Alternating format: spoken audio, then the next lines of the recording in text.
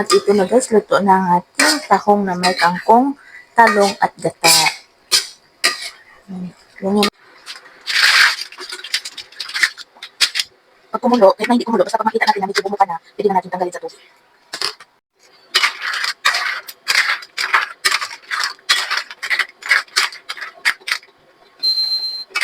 Pwede na natin itong tanggalin.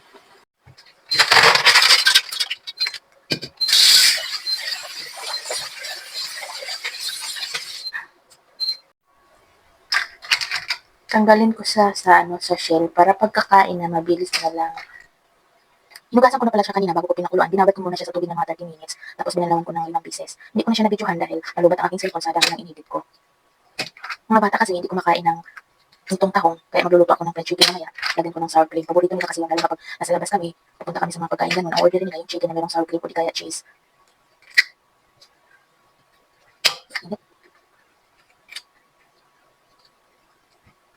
Masarap kasi paglutuin natin itong tahong na yung laman na lang yung lulutuin natin, hindi nakasali yung shell. Para pagkakain tayo is mabilis na lang. Hindi na yung tanggal-tanggal pa tayo ng shell. Init na.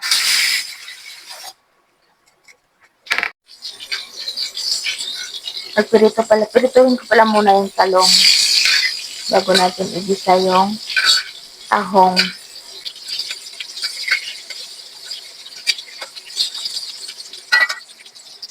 Yung pinagpirituhan ko ng talong, dito na rin ako magluluto. Pati yung mantika, yun na yung ginamit ko, binawasan ko lang ng konti. Ngayon, mag-isa na ako ng loya.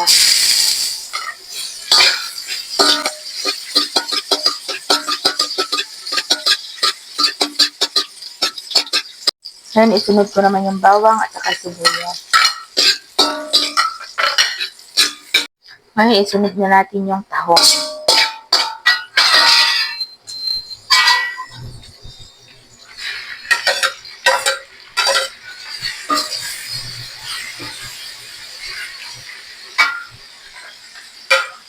Tapos, sunod na natin yung bell pepper, siling haba.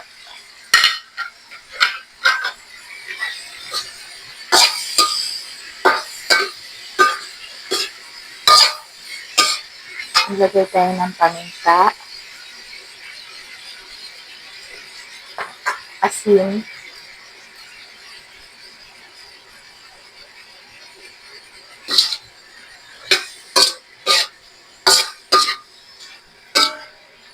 lagay ko na rin yung unang gata.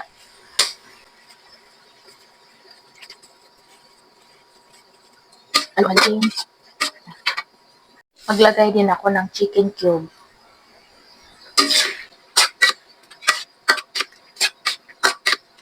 Halo-haloin na natin yan. Tapos maya-maya ilagay ko na yung gulay na ilagay ko dyan. Ngayon, ilagay ko na yung talong. Lagay natin yung talong. Yung kangkong.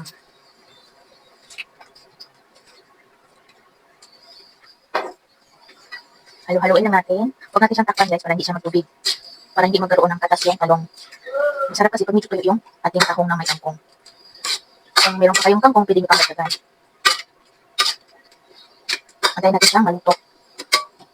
Ganyan na, huwag mo siya takpan. Para hindi siya magkatas yung tahong at yung kangkong. Dinagdagan ko pala siya ng kangkong guys. Yung kambing kasi yung nakalitak na kangkong dito sa left. Dinagdagan ko siya. Kita nyo parang dumami yung kangkong.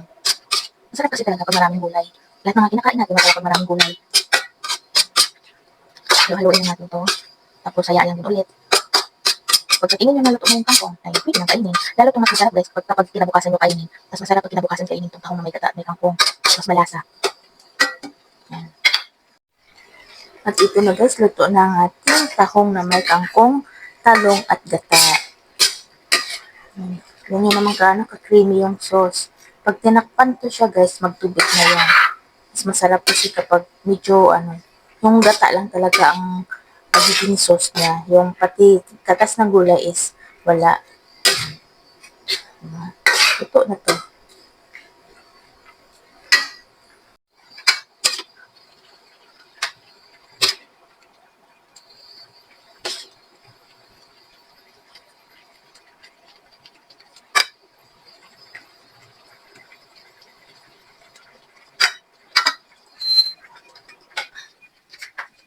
At ito na guys, ang ating ginataang tahong na may kangkong at talong. Thank you for watching guys. Thank you sa walang sawang panonood sa aking video. At sana nag-enjoy kayo habang pinapanood yung video ko. Thank you sa suportang binibigay niyo sa akin. Thank you and God bless sa ating lahat guys. Bye-bye. Kainan time na.